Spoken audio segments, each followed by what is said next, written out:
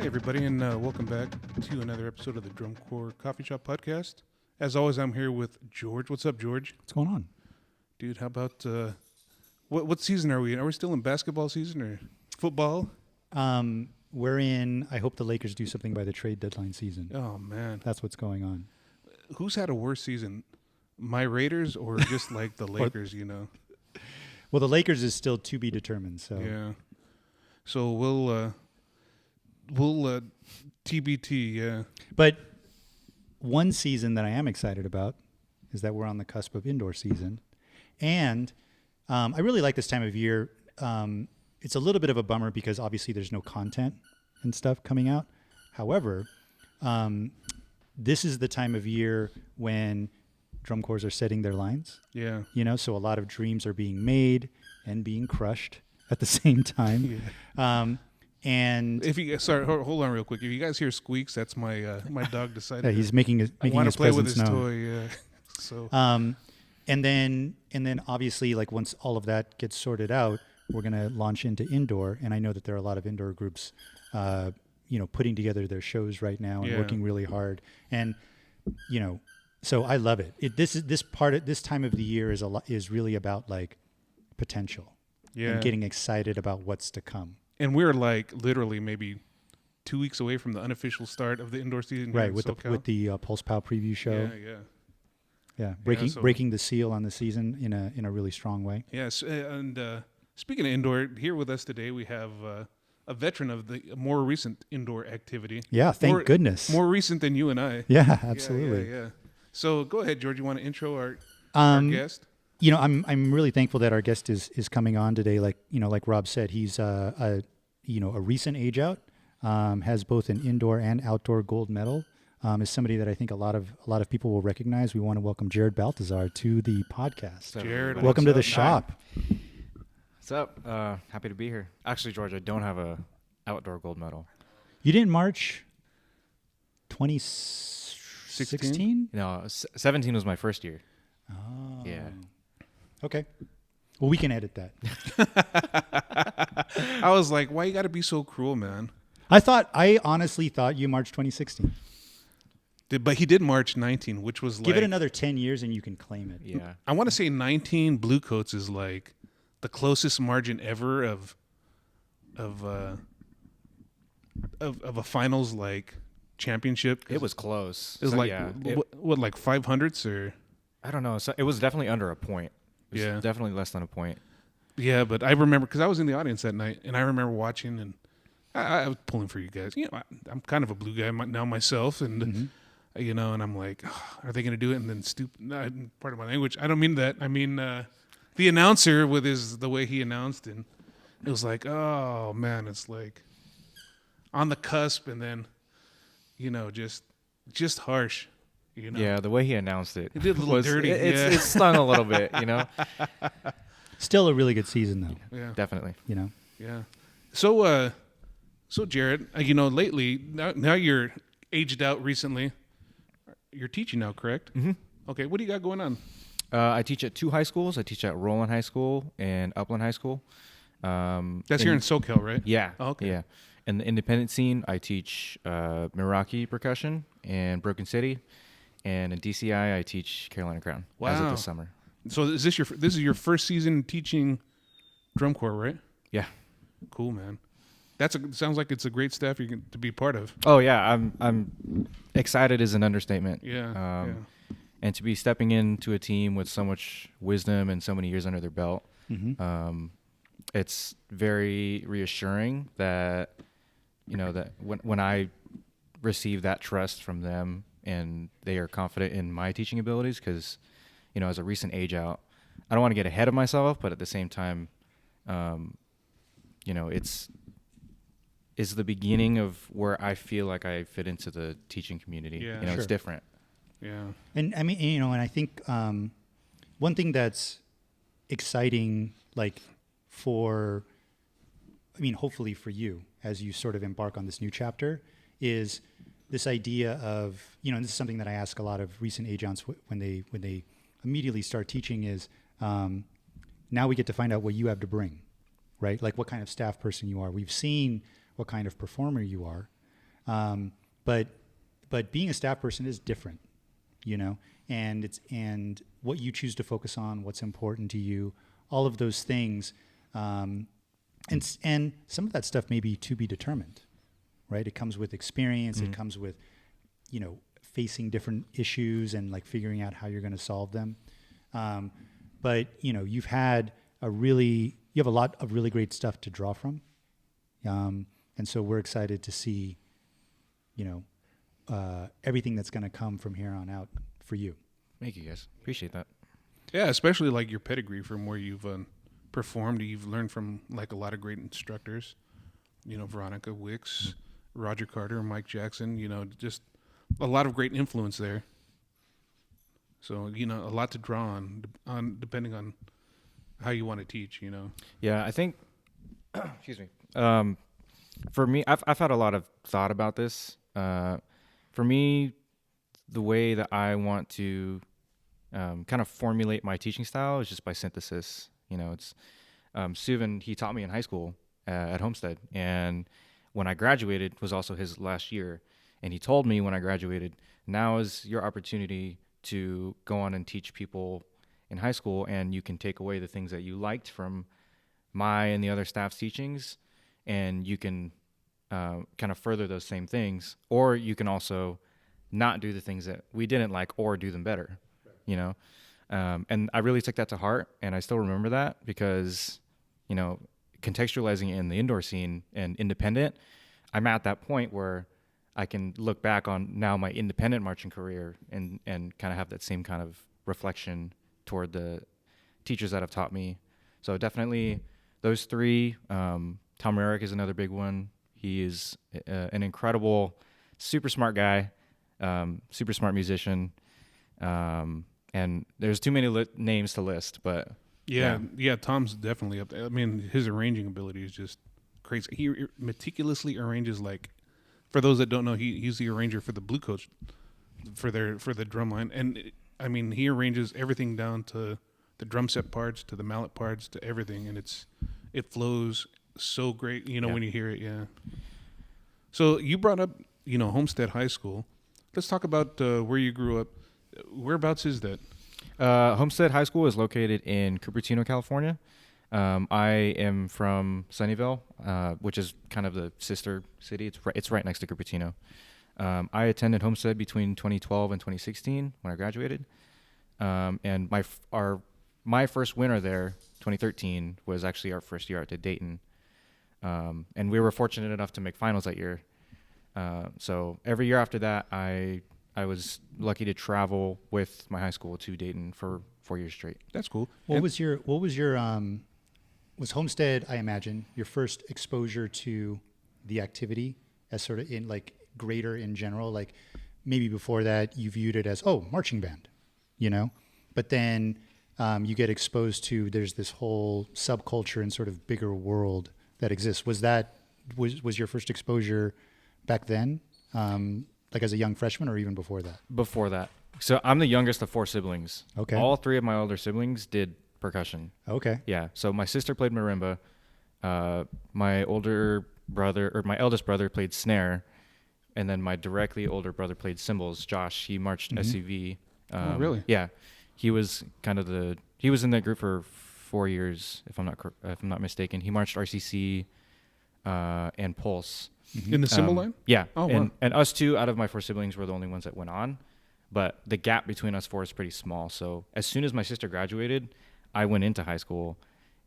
At that point, I had already been attending rehearsals. Yeah. So I was kind of exposed to it maybe by the time I was in 7th and 8th grade. What did you think of it? Like, how did your, sort of younger brain process what was happening in front of you? I just thought it was cool. Yeah. I didn't think too hard about it, I just saw people being really good at what they do, and they were having a lot of fun, and I wanted to do the same thing. Yeah. So that's kind of what it boiled down to. Yeah.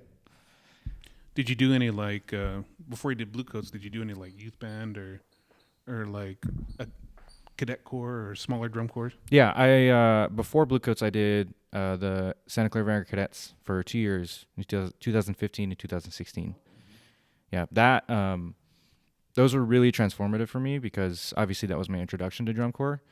So not only just from a musical standpoint, you know, I was recognizing the standards from a day-to-day perspective and trying to be a good member, mentally being on the same page every single day.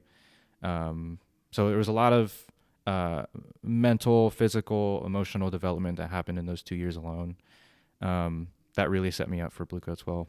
Did you find it hard? Was it a big shock? Did you have, I mean, it's obviously hard work, right? And people have struggles, but some more than others, right? For you, do you feel like it was just like, you know, it's hard, but I'm gonna do the work and get through it? Or were there any things that were particularly challenging for you back during that time? Yeah, for me it was obviously I'm not a huge guy, so I was physically, the challenge of drum corps was a lot for me, you know.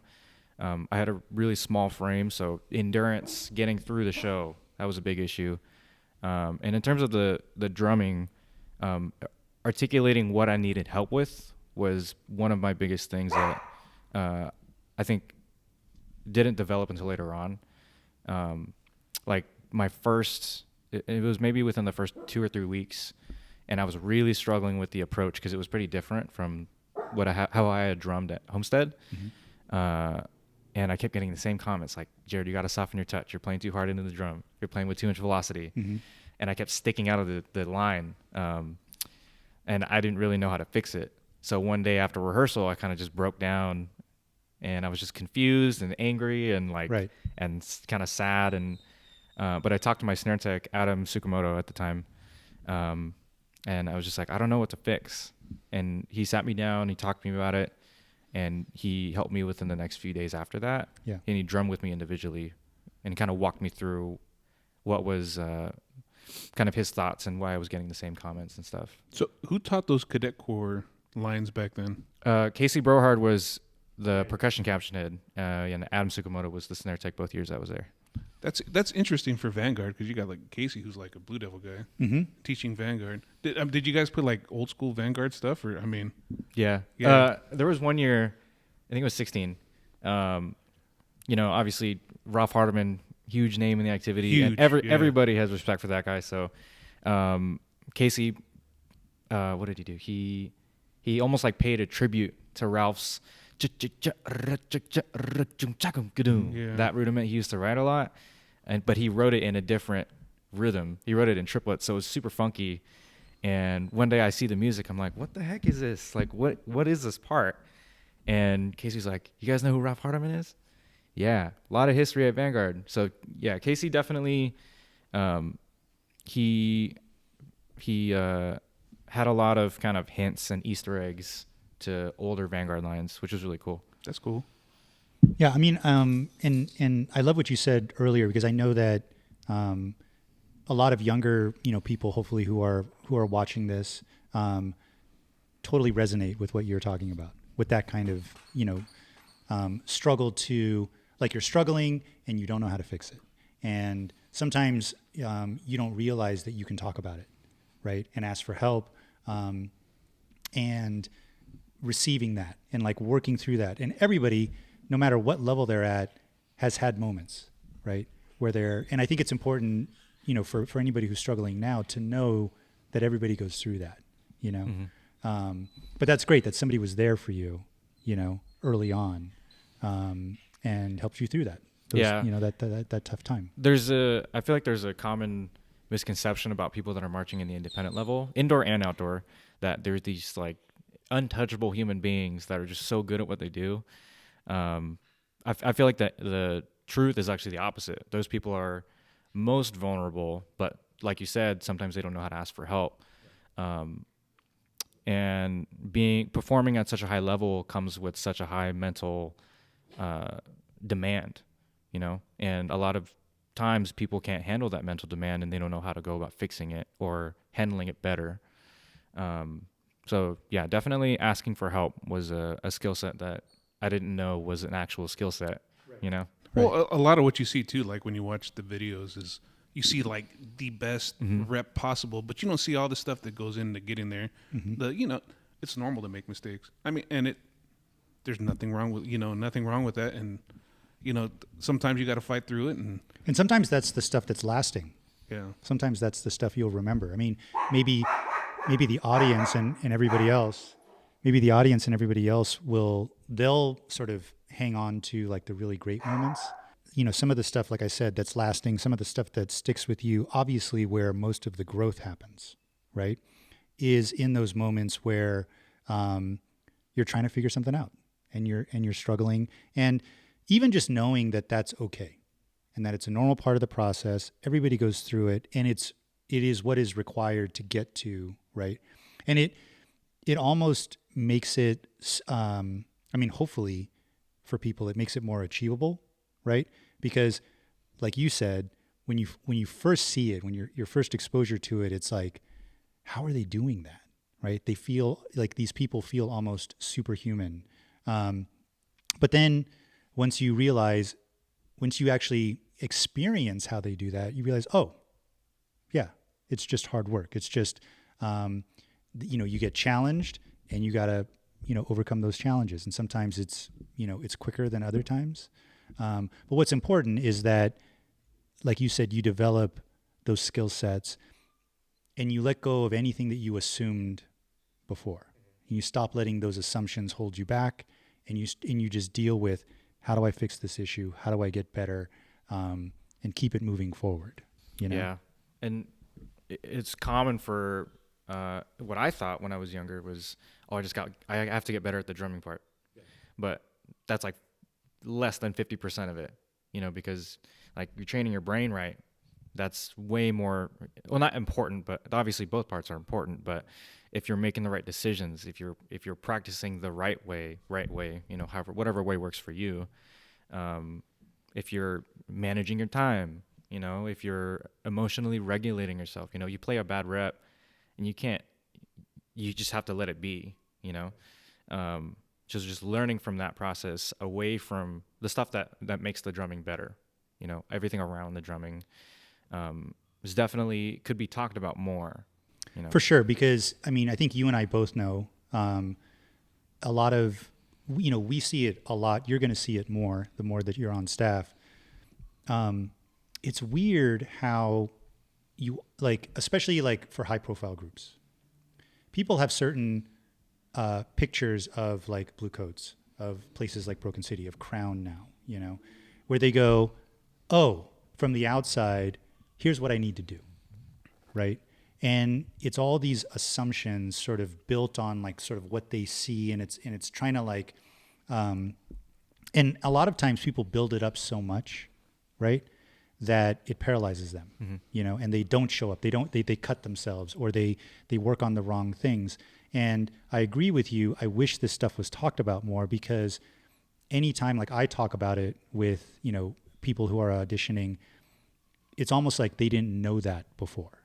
All these other things that are important, the mental side of it, the emotional side of it, along with the hands, Mm-hmm.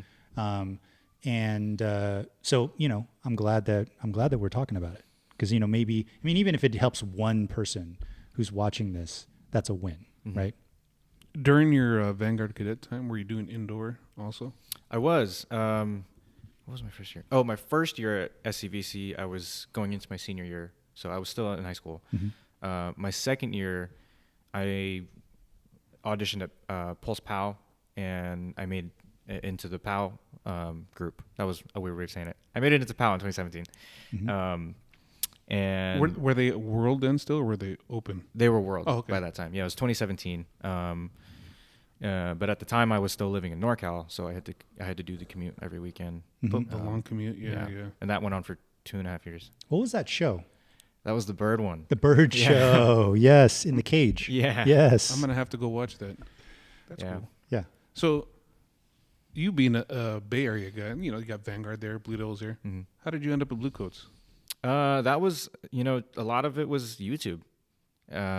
Obviously, that area doesn't get exposure to that group live, but SCV felt like, obviously I loved what SCV and Blue Devils were doing at the time, but the moment I saw a Bluecoats video, I was like, I want to do that. I think it was maybe 2014 or 2012, one of those years. But I had solidified my decision from very early on. And I had considered going to SCV and Blue Devils, but when you know, you know. yeah, I was pretty set from an early age, just because they had the cool factor. Yeah, and that's interesting, because I think looking back on it now, if you look back and try to like make sense of it, I mean, again, you probably didn't think about it all that much, but why? Why did you think that they were cool? Because I think they're cool. A lot of people think that they're cool, but what is it about them, right? That's sort of, in terms of their identity, that's different than everybody else. Do you think? I mean, and that really appealed to you back then? I guess in a sense, trying to put myself in my younger self's shoes, just the aura, and the confidence that they had. If you watch a top 5 line, all of them have confidence. But that seems, it feels intangible, because there's such a unique characteristic from every group. They exude confidence in a different way. When you watch SCV, their confidence speaks for itself because their musicality is so strong. When you're watching Blue Devils, they're playing some choppy stuff. It speaks for itself. Bluecoats, especially because Roger and Tom make such a good team. I fell in love with the way that they established groove, and how that kind of bleeds into the way that they vibe and the confidence that they exude and the way that they perform. So the music almost felt accessory to it, Sure. That kind of makes sense. Yeah. No, it totally does. That blue banger swag that they always, yeah. And it's I mean, identity is such a, can sometimes be an elusive thing for groups. But I mean, I know, like, especially for like the high profile groups, it's interesting because a lot of them just seem to have it naturally. Like, they're all confident, they're all really good, but different. They each have something about them that feels unique. And so for a younger person watching them and being inspired by them, you're like, I want to be a Blue Coat. I want to be a member of Vanguard. I want to be a Blue Devil. I want to be at Crown, and it's interesting what goes into that decision making, based on what appeals to you, what reaches you, as a young person watching it. Well, I think a lot of times it's a reflection of the staff too that's there. I mean, absolutely, right? Yeah. Because you saw it from the outside, and then you marched there for many years, and you got to see how that gets created. Did that shift? I mean, not to get into it like too deeply and get ahead of ourselves, but there is a little bit of that. Like, it looked a certain way from the outside, right? But then when you actually got there, and did you make it your first attempt? No, not even close. I think I was. When did you first audition? It was for the 2014 season. Wow. So on my point earlier, so it was before Tilt had even happened, or no, sorry, after Tilt. It was right after Tilt. Right it after was for the 2015 season. Sorry. So it was right after Tilt, and I was like, I want to do that. I was junior in high school. I was 16. Yeah. I had no idea what I was getting myself into, and auditions were down in SoCal. So, do you guys know Charlie Davis? Yeah, sure. Yeah. We went to high school together, and he also wanted to go to Bluecoats. So we kind of together we made the decision. Okay, we're gonna go down to SoCal. We're gonna try to make this thing happen. For those that don't know, Charlie Davis is a quad player that marched Blue Devils. Bluecoats. Yeah. Man, we're talking about Bluecoats. Yeah. Shame on me. Yeah. Who's also teaching Blue Stars this summer. So, but yeah, he and I both auditioned the same year, the first year out. He and I both got cut. And it was funny. I will always remember, I have never heard anybody play more in time at that moment than Roger Carter. I was like, I can't even hear the Met. Where's the Met? And he stopped playing. I was like, oh, it's still on. I was like, I didn't even know you could do that. But yeah, it was such a culturally different experience because auditioning at SCVC there were a lot of more people my age. There were a lot more high schoolers auditioning kind of for the first time. So that felt more familiar. But when I got to the Bluecoats auditions, there was people maybe 4 or 5 years older than me that were way more experienced. So it was more intimidating. And Did you at least get a callback? no, I didn't get a callback. So I auditioned for 2 years before I made it. Neither of those years I got a callback. What did they tell you to work? I'm just curious. What did they tell you to work on those first couple of years? If anything. Yeah. What type of feedback did you get? I don't remember. It was a long time ago, guys. Yeah. Probably the only thing I remember were my individuals with Roger. And then he told me that, or no, that was the year I made it. My first year out, Flawless Flams. I was like, I don't know how to read 13/16, 19/16. And I was like, I got to figure this out. So without actually recognizing the structure of the exercise, I printed it out and I wrote down all the footfalls or were all some of the accents that were, I was like, oh, okay, this is on the second partial. This is on the third partial. This accent's on the right foot. So I was just trying to be as resourceful as I could with what I had. And I figured out how to mark time to all of it. And this was before the flam drag version had even come out, thank God. So I go into the individual room and I play Flawless Flams and I'm marking time to it. 16 years old. He's like, yeah, you got good feet timing. Nice. Dude, that's like one. I mean, just marking time to that is crazy. And for anybody listening, if you want to master anything at all, if you're going to Bluecoats, just learn crazy eights because like that's like the key to everything. There's exercise called crazy eights. Learn crazy eights, and that's like the key to unlocking all of this. But yeah. But just the marking time it's crazy. Yeah. And I always tell that to my kids, like if you have trouble with an exercise, print it out, circle all the downbeats. It may feel trivial, but you're engaging with the music. You're getting familiar with the anatomy of the music and you're figuring it out.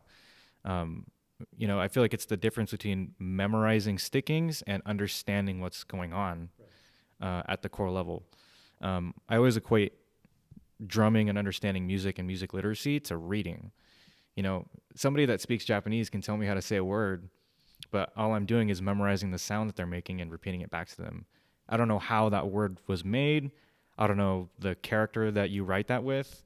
You're just reflecting it back to them. So I can tell an 8th grader how to play a paradiddle, but if they don't actually understand how to play a downstroke or what a double stroke is, what is the substance in reality that I'm trying to get across?